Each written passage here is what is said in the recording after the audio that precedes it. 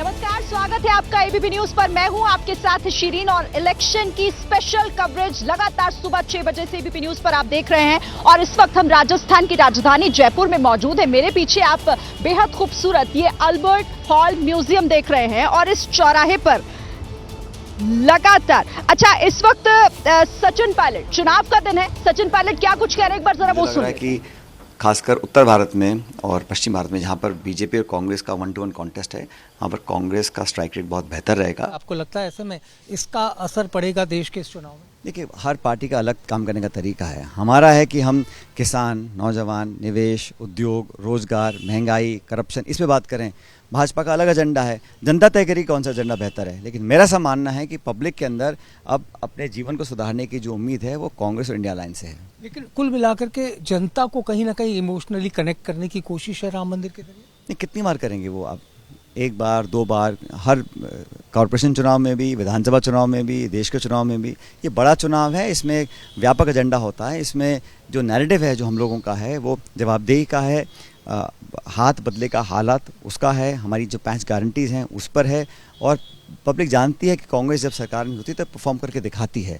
BJP ने नोटबंदी करी, जीएसटी किया, 3 काले कृषि कानून बनाए, मुख्यमंत्री को जेल में डाल रहे हैं, संविधान का निरादर हो रहा है और संस्थाओं को कमजोर करने का काम कर रहे हैं। ये सब पब्लिक देख रही है। इस पर जो जिस तरीके से प्रचार में खुद प्रधानमंत्री नरेंद्र मोदी, आपको लगता है कि वो जो अपनी बात कह रहे हैं 400 पार, उसको कहीं पूरा करने के लिए विशेष मेहनत करनी पड़ेगी? तो मेहनत सभी करते हैं, लेकिन आपको परफॉर्म भी तो करना पड़ेगा ना। सिर्फ प्रचार से, प्रसार से, भाषण से, जुमलों से थोड़ा ना काम चलता है। पब्लिक तो ज़मीन पे काम देखना चाहती है। तो परफॉर्मेंस के आधार पर रिपोर्ट कार्ड को जज किया जाएगा। जैसे मैं शुरू में कहा, ये चुनाव बदलाव का चुनाव है। परिवारवाद का आरोप लगाते हैं और कहते हैं कि कांग्रेस एकजुट नहीं है राजस्थान में, आपको ऐसा लगता है? पूरी पार्टी एकजुट है, पूरी ताकत लगा रखी सब नेताओं ने, सब चाहते हैं। व्यक्ति विशेष का इशू नहीं है, पार्टी का और लोगों का इशू है। हम सब मिलकर चुनाव लड़ रहे हैं और आरोप लगाना बड़ा आसान है। लेकिन जो सत्ता में है, पहली बार देखा है मैंने कि पक्ष जो है वो विपक्ष पे आरोप लगा रहा है। होता ही है कि विपक्ष लगाता है आरोप सत्ता पक्ष के ऊपर। हम तो जवाब मांग रहे हैं, जवाबदेही तय करना चाहते हैं, बाकी निर्णय जनता करेगी। आखिरी छोटा सा जवाब चाहूंगा कि क्या 400 पार होंगे और राजस्थान का आंकड़ा क्या रहने वाला है? इन दावों में कोई दम नहीं है। राजस्थान में भाजपा से ज़्यादा सीटें कांग्रेस पार्टी जीतेगी। बहुत शुक्रिया। सचिन पायलट इस वक्त जिन्होंने बताया कि राजस्थान में अगर बात की जाए तो कांग्रेस की सीटें ज़्यादा आएंगी। पूरे राजस्थान में कांग्रेस को एकजुट बताया और 400 पार के नारे को लेकर उनका मानना है कि इन बातों में तर्क नहीं। सचिन पायलट जो कॉन्फिडेंट दिखाई दे रहे हैं कांग्रेस की जीत को लेकर और कह रहे हैं कि इस बार कांटे की टक्कर है और अपनी जीत को लेकर वो आश्वस्त भी नजर आ रहे हैं। लेकिन देखिए, देश भर में इस वक्त उत्साह का माहौल देखा जा रहा है। देश का सबसे बड़ा चुनाव है ये और हर कोई मतदान केंद्र पर पहुंचकर अपना मताधिकार का इस्तेमाल करना चाहता है। आइए अब आपको हम तस्वीरें भी दिखा देते हैं। देश के अलग अलग हिस्सों से बहुत खूबसूरत, रंग बिरंगी और उत्साह से भर देने वाली तस्वीरें भी सामने आ रही हैं। नागपुर की एक तस्वीर, यहाँ पर ज्योति नाम की एक महिला, दुनिया की सबसे छोटी महिला ज्योति, जो अपना वोट कास्ट करने के लिए पहुंची। और नागपुर से ये तस्वीर आज देखने को मिली जो इस वक्त आप अपने टेलीविजन स्क्रीन पर देख भी पा रहे हैं। इसी तरीके की अलग अलग मैसेज देती हुई तस्वीरें आज सुबह से ही लगातार सामने आ रही हैं। ज्योति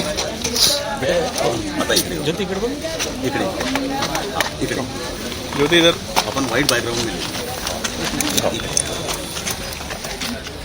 थोड़ा सा इधर, गुड गुड, बस। ये हमारा कर्तव्य है, हम देश के नागरिक हैं, तो हमें वोट देना चाहिए। हमारा ये हमारा हक है। मैं आप सबसे यही अपील है, मैंने वोट दिया है। आज कई वीवीआईपी वोटर्स ने भी अपना वोट कास्ट किया है, वो भी आपको दिखाते हैं कि किस तरीके से अलग अलग जगहों पर, चाहे नितिन गडकरी हो, चाहे पेमा खांडू हो, इसी के साथ यहाँ पर अनिल बलूनी है, फग्गन सिंह कुलस्ते हैं जिन्होंने अपना वोट मंडला में कास्ट किया है, और इसी के साथ संजीव बालियान, प्रफुल्ल पटेल को इस वक्त आप स्क्रीन पर देख रहे हैं, कनिमुझी, कमल हसन, बाबा रामदेव और इसी के साथ यहाँ पर अगाथा संगमा, सभी अपना वोट डालने के लिए सुबह सवेरे ही अपने पोलिंग बूथ पर पहुंचे और अपना अपना वोट कास्ट किया, ये मैसेज देते हुए कि आज लोकतंत्र का सबसे बड़ा पर्व है और इस दिन कोई छूटे ना, किसी से कोई चूक ना हो जाए, अपने अपने मताधिकार का इस्तेमाल लगातार करना है। और अभी तक का जिस तरीके से देखा भी जा रहा है, लोगों के भीतर उत्साह भी देखा जा रहा है, सभी अपने आसपास के पोलिंग बूथ पर पहुंचकर वहां अपना वोट कास्ट कर रहे हैं। और एबीपी न्यूज भी आपसे लगातार यही कह रहा है कि ये मौका हाथ से जाने ना पाए, क्योंकि सरकार कौन बनेगी, कौन सा प्रत्याशी चुना जाना चाहिए, ये पूरी तरीके से आप पर ही निर्भर करता है। और देखिए जिस तरह से आज पहले दौर में कई दिग्गजों की भी जो किस्मत है वो इस वक्त दांव पर लगी हुई है। हम आपको वो तस्वीरें भी दिखा रहे हैं। नितिन गडकरी की भी किस्मत दांव पर है और जाहिर है कि उनकी भी किस्मत आज जनता को ही तय करनी है। वो तस्वीरें हम आपको दिखा रहे हैं और मेरे साथ यहाँ पर कई खास मेहमान भी जुड़े हुए हैं, उनसे हम चर्चा भी कर लेते हैं। सबसे पहले तो मैं परिचय करा दूं, हमारे साथ यहाँ पर स्वर्णिम चौधरी जी हैं, कांग्रेस के प्रवक्ता। स्वर्णिम जी प्लीज इधर आइए। अमित गोयल बीजेपी के प्रवक्ता हमारे साथ जुड़े हुए हैं। संजीव श्रीवास्तव जी सीनियर जर्नलिस्ट हमारे साथ हैं और साथ ही प्रकाश भंडारी जी। सबका मैं रुख करूंगी, लेकिन इस वक्त देवेंद्र फडणवीस वोट कास्ट करने पहुंचे हैं। एक बार जरा तस्वीरें देख लेते हैं।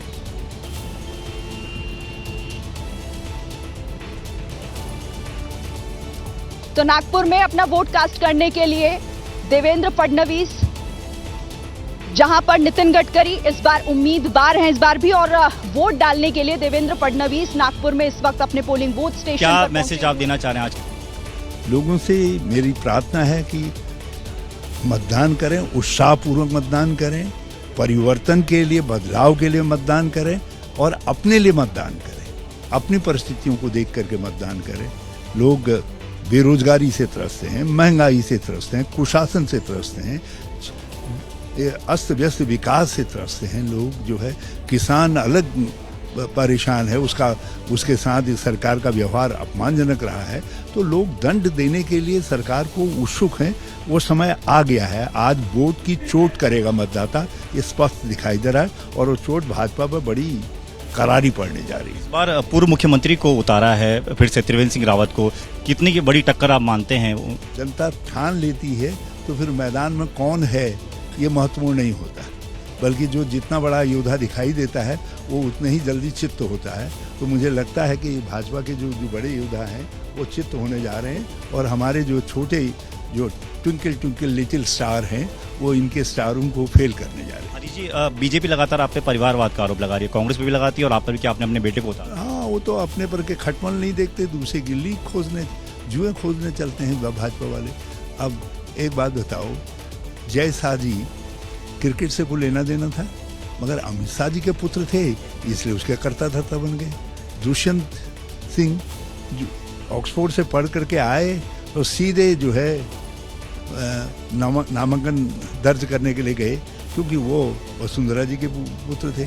पंकज सिंह जी कहीं व्यापार में थे, व्यापार छोड़ करके सीधे आए, नामांकन दायर किया, और क्योंकि वो तो आपने हरीश रावत को सुना और हरीश रावत के बेटे इस बार चुनावी मैदान में हैं और इसी के साथ पूर्व मुख्यमंत्री उत्तराखंड के त्रिवेंद्र सिंह रावत भी चुनावी मैदान में उनके सामने खड़े हैं। अब जरा हरीश रावत को तो आपने सुन लिया, त्रिवेंद्र सिंह रावत इस बार क्या कह रहे हैं सुन लेते हैं पहले। लोकसभा चुनाव के पहले चरण यानी कि 19 तारीख को जो वोटिंग होनी है उसमें उत्तराखंड की 5 लोकसभा सीट भी हैं। उत्तराखंड की अगर बात करें तो उत्तराखंड में हरिद्वार भी हॉट सीट बनी हुई है। इसके पीछे कई वजह हैं। एक सबसे बड़ी वजह तो ये कि सूबे के पूर्व मुख्यमंत्री त्रिवेंद्र सिंह रावत यहाँ से भाजपा की टिकट पर चुनाव लड़ रहे हैं और उनके अगेंस्ट में कांग्रेस ने पूर्व मुख्यमंत्री हरीश रावत के बेटे वीरेंद्र रावत। तो अब तो उत्तराखंड का आपने सुना, लेकिन अभी फिर से एक बार राजस्थान की बात कर लेते हैं, क्योंकि जयपुर में हम मौजूद हैं और खास मेहमान भी हमारे साथ हैं। और सबसे पहले गोयल जी आप ही से शुरुआत कर लेती हूँ, कितना आश्वस्त है इस बार? देखिए, निश्चित रूप से राजस्थान हैट्रिक लगाने के मूड में है और हम हैट्रिक लगाएंगे। 2014 में 25 में से 25 सीट हमारे पास में थी, 2019 में हमारे पास में थी और अब निश्चित रूप से 2024 में भी तस्वीर बदलने वाली नहीं है। राजस्थान में भारतीय जनता पार्टी को 25 में से 25 सीटें मिलेंगी।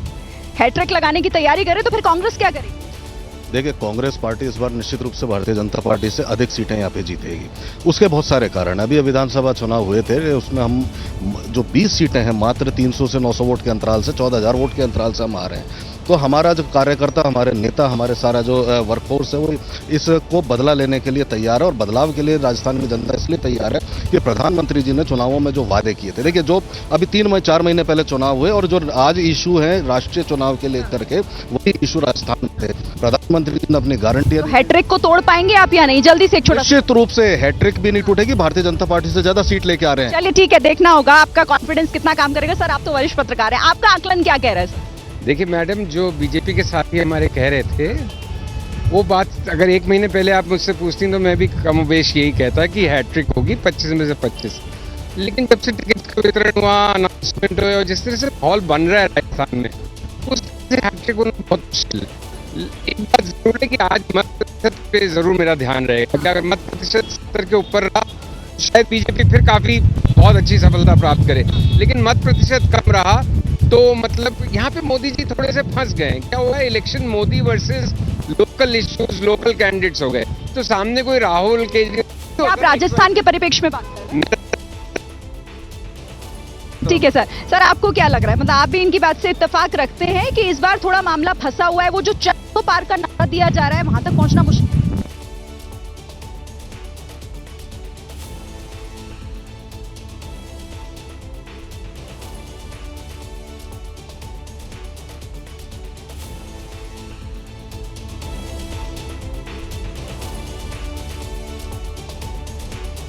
अपने अपने आंकलन और दावे भी हैं, फिर से बात करेंगे, लेकिन इस बीच बीकानेर से हमारे संवाददाता ने एक रिपोर्ट भेजी है, वो देख लेते हैं। राजस्थान बीकानेर में बीपी न्यूज मौजूद है और यहाँ पर वोट डालकर लोग निकल रहे हैं, बेहद खुश दिखाई दे रहा है। जाहिर सी बात है, अपने मत का प्रयोग यहाँ पर लोगों ने किया है तो खुशी तो बनती है। स्याही का निशान दिखा रहे हैं, मुद्दों पर वोट किया है, काम पर किया है या नाम पर कर दिया वोट?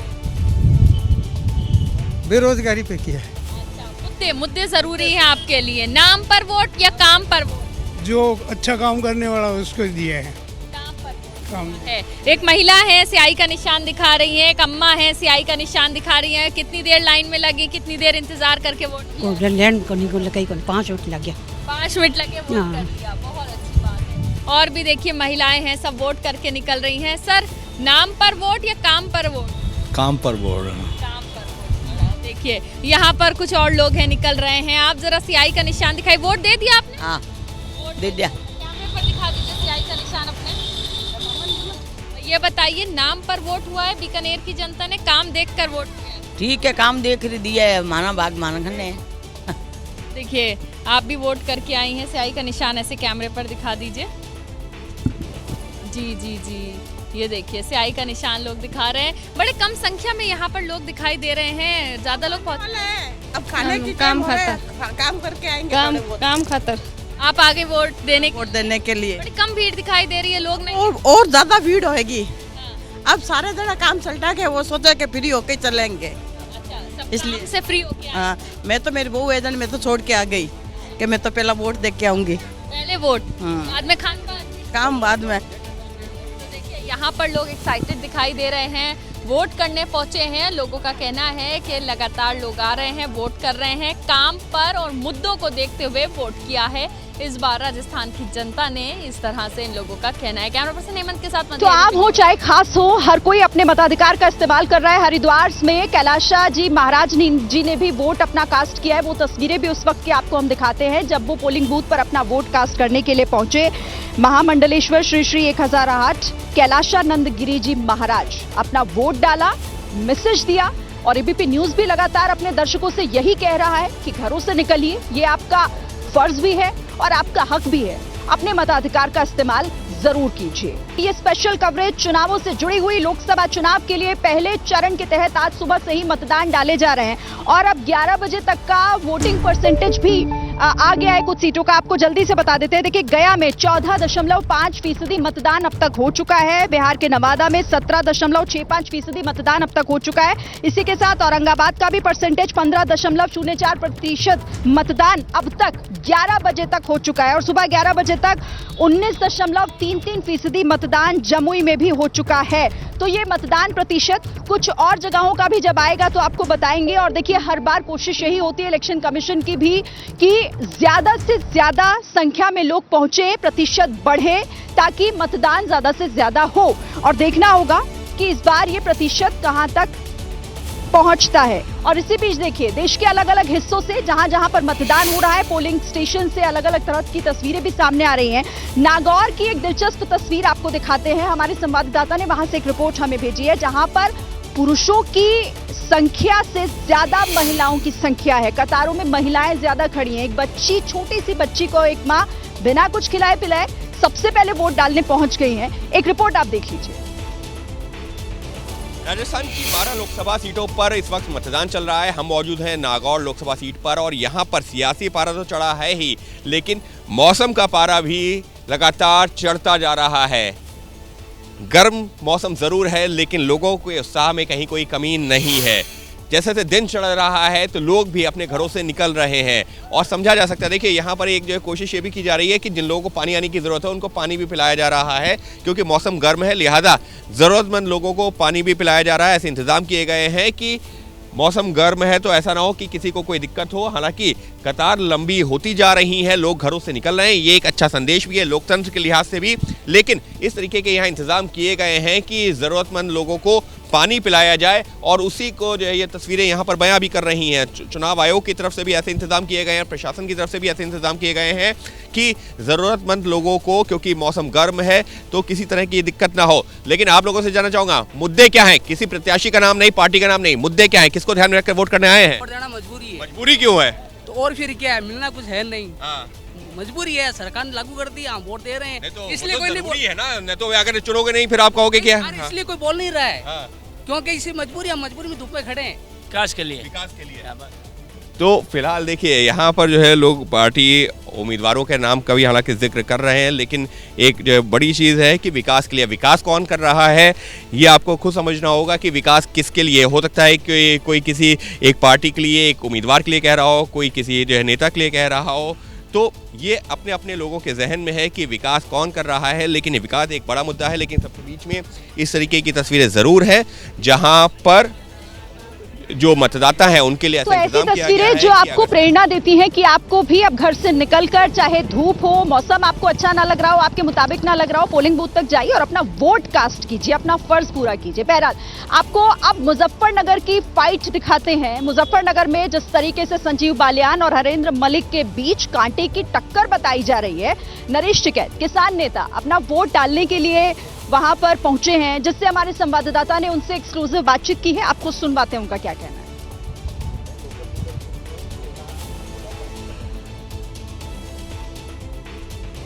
भारतीय किसान यूनियन के राष्ट्रीय अध्यक्ष नरेश टिकैत जी हमारे साथ हैं। नरेश जी, मुजफ्फरनगर में वोटिंग चल रही है, सबकी नजरें टिकी हैं, क्या होगा मुजफ्फरनगर? ये तो पूरे भारत में ही चुनाव है जी। चलो ये तो यहाँ से भी थोड़ी सी टुपे है। एक होगी बातचीत, लोगों का मोह भंग सा हो गया चुनाव से, पता नहीं का तो खास करके सब नज़र आ रहा, सब महसूस हो रही भाई इतना सिलो जो मतदान हो रहा, क्या कारण है। हमने इसका अंदाज़ा लगा, एक तो जो लंबा 3 महीने का वो हो जा, 3 महीने का गैप होगा नहीं, ये बड़ा खतरनाक है। चुनाव एक दिन का जा पूरे भारत में, एक दिन का चुनाव हो, अगले दिन की आराम करना हो और तीसरे दिन सब रिजल्ट होना चाह, और 5 दिन में, 4-5 दिन में अगर किसी को बहुमत, पूर्ण बहुमत आएगा तो शपथ जी भी दुआ दो, नहीं तो उन्हें 5-6 दिन का टाइम मिले अपना गठबंधन करके जिसका जो कर भी है। और ये जो लंबा हो रहा मामला, इसमें नहीं, इसका तो लोगों का मोह भंग होता जा रहा है। ये तो हमारी समझ में नहीं आ रहा है। ठीक है, कहीं को सहारा नहीं लगता, कहीं का कुछ नहीं बातचीत। एक दिन में चुनाव हो सके पूरे भारत में, इनके दोनों सब इंतजाम है, ना कहीं फोर्स की ज़्यादा ज़रूरत है, ना किसी को ज़्यादा रिस्क है।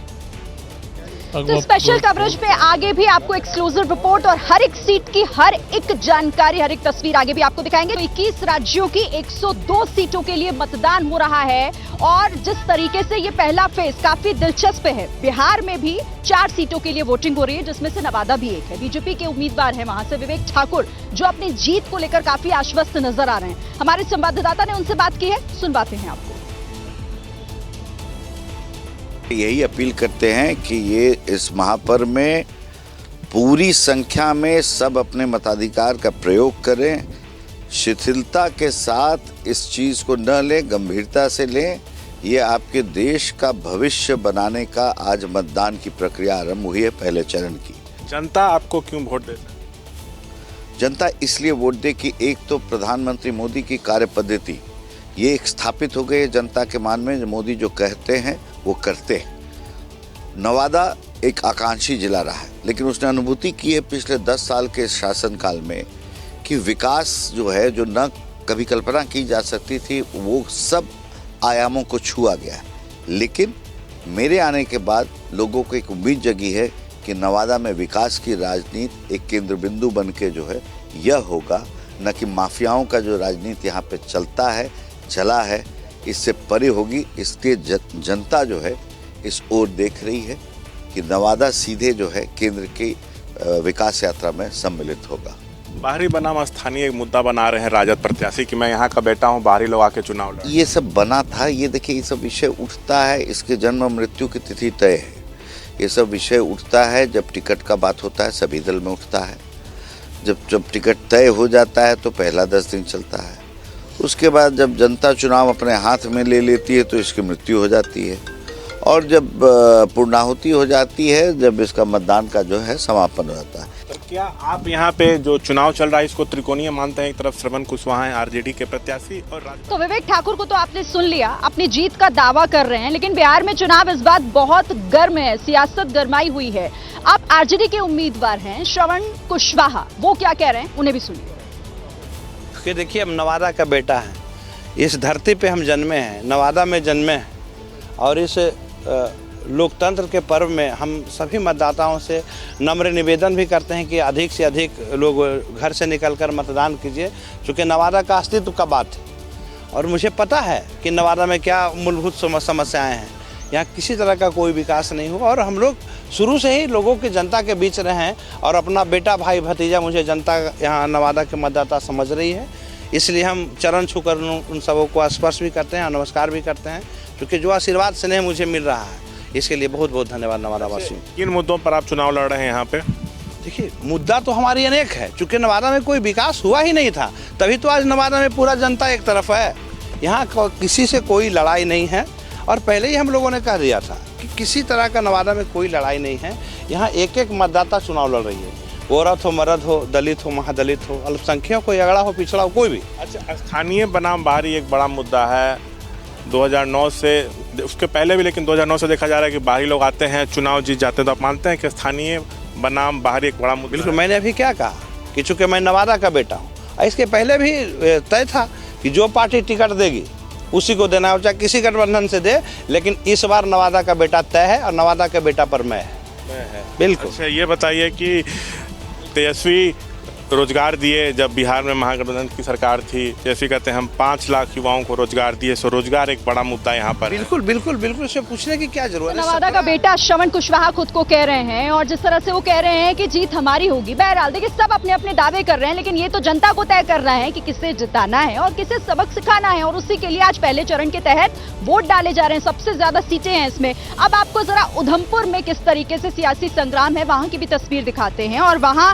उधमपुर में कांग्रेस के उम्मीदवार हैं लाल सिंह, उनसे हमारे संवाददाता ने बात की है, उनका दावा भी जरा सुन लीजिए। आज बहुत बड़ा दिन है। हाँ, मेरे लिए और इस कॉन्स्टिट्यूंसी के लिए, और अब सबके लिए। मेरे लिए इसलिए है कि मैं बड़ी देर से पार्लियामेंट नहीं जा पाया, और मुझे पार्लियामेंट पहुंचाएंगे लोग, और उनकी जो आवाज़ लोगों को नहीं पहुंच पाई, लोगों की तकलीफ़ें जो पार्लियामेंट में नहीं पहुंची, वो कम से कम पहुंचेंगे, लोग सुनेंगे। उसके लिए मैं और लोग दोनों, मैं कहता हूँ साइमल्टेनियसली, हम दोनों को बहुत फ़ायदा है इस बात के लिए। और जो आवाज़ लोगों ने बना के भेजी 10 साल, उस आवाज़ ने लोगों की सांस बंद करके छोड़ दी, गला दबा के रखा। जो भी उनके खिलाफ कानून बनता के लागू करते, जो POK के लोग यहाँ माइग्रेट होके आए, यहाँ शाम जोड़ियों के लोग माइग्रेट होके आए, जो ज़मीनें उनको अलाट हुई थी 254 में, वो सारी की सारी इन्होंने उनके लिए कानून कायदा बना दिया कि ज़मीन ना आप बेच सकते हो, ना इसका कोई लोन ले सकते हो। भाई साहब, उन्होंने कईयों ने बेची हुई है। जब उनकी खुद की ज़मीन पाकिस्तान में रहेगी, गवर्नमेंट ने उनको ज़मीन दी कि आप इसे गुजारा करिए। गुजारे में ज़मीनें बिकती भी हैं, ज़मीनें खरीदी जाती भी हैं। तो इस तरीके के जो कानून कायदे ने खड़े किए, और सरकारी ज़मीन, जो सरकारी ज़मीन के नाम पे जो शोषण किया है लोगों का, इंतहा जो आपकी रोशनी है, आपके दूसरे और है। तो आपको ये स्पेशल कवरेज जयपुर से आगे भी दिखाएंगे। देश का सबसे बड़ा चुनाव और मुरादाबाद का भी परसेंटेज सामने आ गया। 11 बजे तक 25% मतदान मुरादाबाद में हो चुका है और आज कई दिग्गज भी अपना वोट डालने के लिए पहुंच रहे हैं। बीजेपी के यूपी प्रदेश अध्यक्ष भूपेंद्र चौधरी जब अपना वोट डालने पहुंचे तो उसके बाद उन्होंने मीडिया से बात कही और कहा कि 8 की 8 सीटें बीजेपी जीत रही है। सुनिए। अखिलेश यादव जी कह रहे हैं कि पश्चिम से जो आंधी चलेगी वो 80 सीटों पर उत्तर प्रदेश में भाजपा को हराने का काम करेगी। अब अखिलेश यादव को दिन में सपने देखने का अधिकार है उन्हें, वो देखते हैं। पिछली बार भी वो विधानसभा में 400 से ज़्यादा सीटें जीत रहे थे, लेकिन प्रदेश की महान जनता ने जो जनादेश दिया वो सबके सामने है। सर, आज प्रधानमंत्री जी भी बराबर के जनपद में अमरोहा में चुनावी जनसभा को संबोधित करेंगे।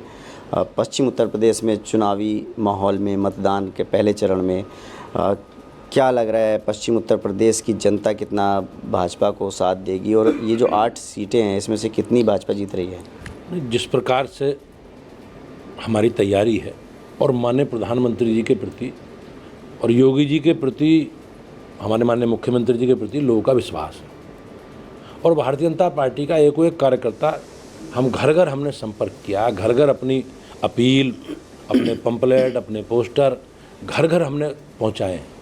हमने अपनी पूरी सरकार का लेखा जोखा हर व्यक्ति को उससे अवगत कराया है।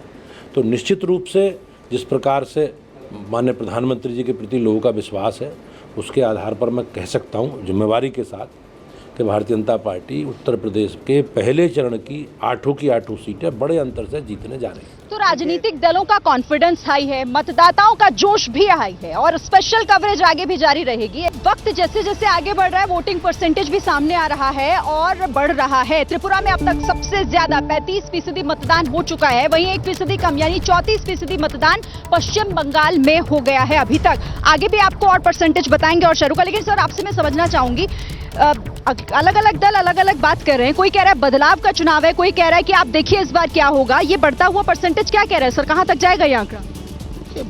कम से कम राजस्थान के बारे में कहें तो मैं कह सकता हूँ कि जो कांग्रेस है उसके उम्मीदवारों ने साथ दिखाया, साथ दिखा करके इस चुनाव में बीजेपी को चुनौती देने का एक शुरुआत की है, मतलब, और उसका फल भी मिलना चाहिए। मुझे ऐसा नहीं है कि 25 में से 25 सीट जो है मैं चुनौती है बीजेपी को, लेकिन 6-7 सीटों में ऐसी चुनौती है जिसपे बीजेपी को खतरा दिख रहा है। खतरा बीजेपी के लिए हो सकता है? देखिए, हर चुनौती का सामना करना, उसका मजबूती से जवाब देना, ये भाजपा का कार्यकर्ता भी है और भाजपा का नेता है, दोनों का स्वभाव ऐसा ही है। तो निश्चित रूप से भारत की जनता, देखिए, उसको पता है कि भारत का भविष्य किसके साथ में है और कौन ऐसी पार्टी है जो सरकार, मजबूत सरकार बनाने के लिए लड़ रही है और कौन से ऐसे दल हैं जो सिर्फ अपना अस्तित्व बचाने के लिए संघर्ष कर रहे हैं। तो जनता का मूड भी आप समझिए, उनको पता है कि नरेंद्र मोदी जी के हाथों में देश का भविष्य सुरक्षित है और पूरी तरह राजस्थानी जनता। आप तो क्योंकि बीजेपी से हैं तो जाहिर आप यही कहेंगे। सर, आपका अनुभव क्या कहता है, मुद्दों की बात रही इस बार चुनाव में, मुद्दे भारी हैं लोगों के लिए? शरीन जी, इस बार क्या हो, मैं सब चाहते हैं कि प्रधानमंत्री वापस मोदी बने, लेकिन उसके साथ साथ ये कहते हैं कि हम सांसद से खपा है, उसको बदलना चाहते हैं, स्थानीय मुद्दे। तो ये दोनों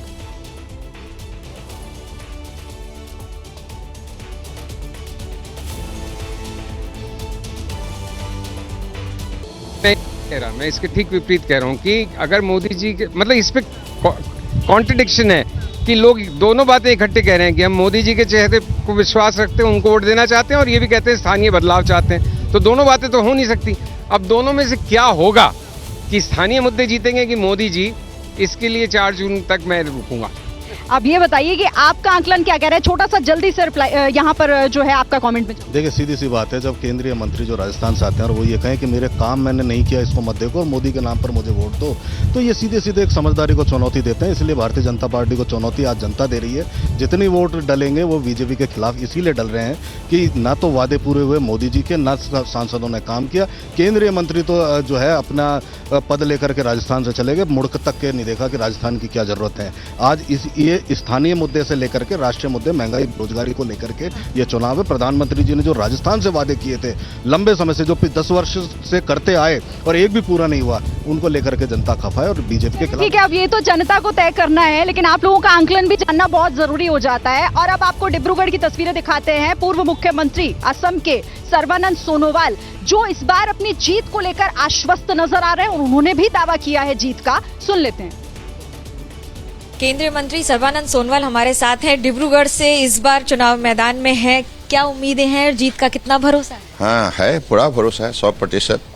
लोगों ने ये तो निर्णय ले ही लिया है, अभी सिर्फ फॉर्मेलिटी बाकी है। 400 पार का नारा इस बार कितना सफल होता नजर आ रहा है और कितनी चुनौती है? चुनौती तो मैंने कुछ देखा नहीं, क्योंकि विकास की सिलसिले में लोग सहमत है और जो देखी है उन्होंने महसूस की है, और अपने जीवन में भी उन्होंने जो परिवर्तन इस विकास की वजह से हुई है, प्रगति भी हुई है, तो इसके लिए और उनको सुरक्षा भी मिला है। लोगों को जो चीज़ सही है, खास करके जीने के लिए, एक बड़ी मर्यादापूर्वक जीवन को आगे बढ़ाने के लिए सब को विशेष रूप से ध्यान देने का काम मोदी जी ने किया है। इसलिए कांग्रेस कहती है कि आप कहते तो राम का नाम है, लेकिन ध्रुवीकरण की राजनीति पे जीत की पूरी आश्वस्तता रखते हैं। कांग्रेस अपना पहले तो खुद को असेस करे को पिछले 7 साल में उन्होंने क्या किया, और इतनी बड़ी देश को उन्होंने जबरदस्त पीछे रहने के लिए मजबूर किया, क्योंकि उसका मूल कारण था उनकी घोटाला, दुर्नीति, उनकी जो भी खुद की मतलब अपनी भलाई के लिए, खुद की भलाई के लिए वो दिन रात लगे रहे और देश का शासन व्यवस्था को बिगाड़ने का काम किया। 2016 में आपकी लीडरशिप में पहली बार कमल खिला था असम में, इस बार पूर्वोत्तर भारत में कितनी लीड देंगे? हाँ, मैंने तो पहले से एक आंकड़ा बार बार उल्लेख करके आया हूँ, आउट ऑफ 25-23 बीजेपी अलायंस। 23 का पूरा वादा है। कैमरा पर्सन सूरज पांडे के साथ मनोज्ञा लोईवाल, डिब्रूगढ़। तो सर्बानंद सोनोवाल भी जीत को लेकर आश्वस्त। आपको नागौर लिए चलते हैं, हमारे संवाददाता अंकित गुप्ता वहीं पर मौजूद हैं और महिलाओं की लंबी कतार पुरुषों के मुकाबले दिखाई दे रही है वहां से। एक रिपोर्ट देखिए।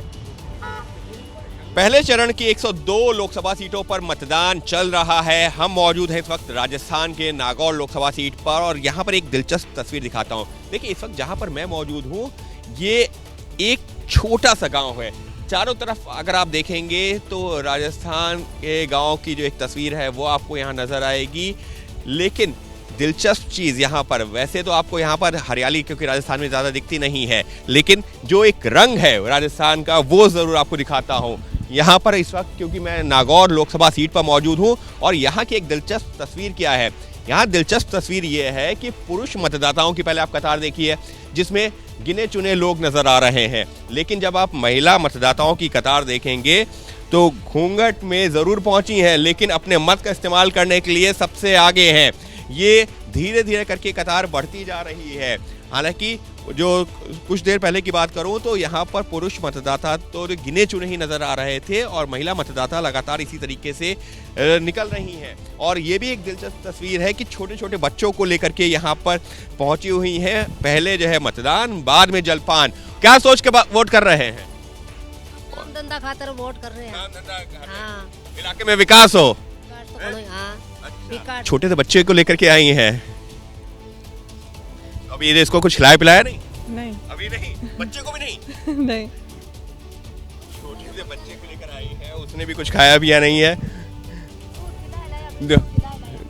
दूध बिस्कुट खिलाया ना? हाँ, जरूरी है, क्योंकि ठीक है आप मत का इस्तेमाल कीजिए, लेकिन छोटे छोटे बच्चे हैं तो उनका भी ध्यान रखना जरूरी है। लेकिन निश्चित तौर पर जिस बात का मैं जिक्र कर रहा हूँ, लोकतंत्र के लिहाज से एक अच्छी तस्वीर, भले ही आप घूंघट में आए। तो पहले मतदान फिर जलपान, और महिलाओं का ये जोश जज्बा देखते ही बनता है और आपको भी ये सीखना चाहिए इनसे। अब तक अगर वोट कास्ट नहीं किया है तो घर से निकलिए, अपने मताधिकार का इस्तेमाल करिए।